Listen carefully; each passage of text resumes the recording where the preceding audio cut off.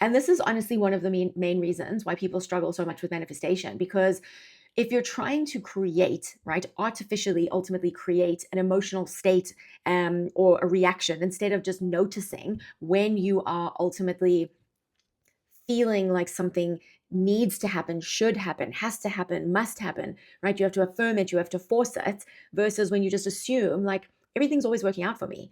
Everything is always going to work out according to plan. And the key point about this is that your nervous system does not move towards what feels exciting or what feels new. But if you're operating from a self concept and a bundle of identities that you aren't even aware of how they were created, when they were created, they're often pre-verbal, happened in utero, and are all largely unconscious, right? You're just operating from them because you are so identified with them. You just, like, you think this is who you are and this is just how things are. And those are the assumptions, and that's the assumption of who you are and your self-concept.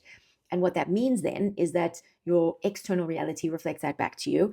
And you're not going to manifest anything outside of what you assume is normal and like will just happen. What will happen though is what you assume to happen. So if you assume that everything is going to take effort and it's going to be hard, or it's going to, it doesn't always work out for you and it's going to be difficult, like, that's ultimately what you'll continuously experience, and why you'll continuously repeat. You'll feel like you're repeating patterns over and over again. Now, the interesting thing here is that you can't force what doesn't feel normal. You can only notice when it doesn't feel normal. And most of the time, right, like, all of the self-help concepts out there, and tips and tricks on manifestation usually tell you to expect and to visualize and to affirm and to, like, do all of these things that don't feel natural and normal to you, logically, rationally, and to your nervous system.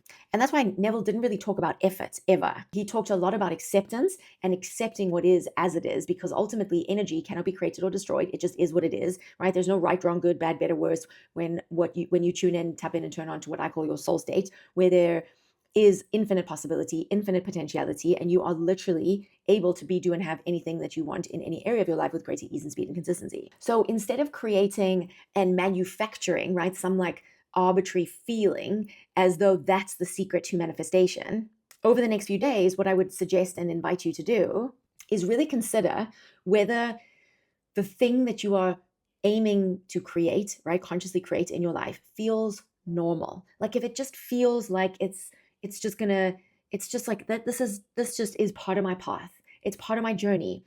It's inevitable. Like, it's just gonna happen because it's meant to happen for me. I know it's meant to happen for me.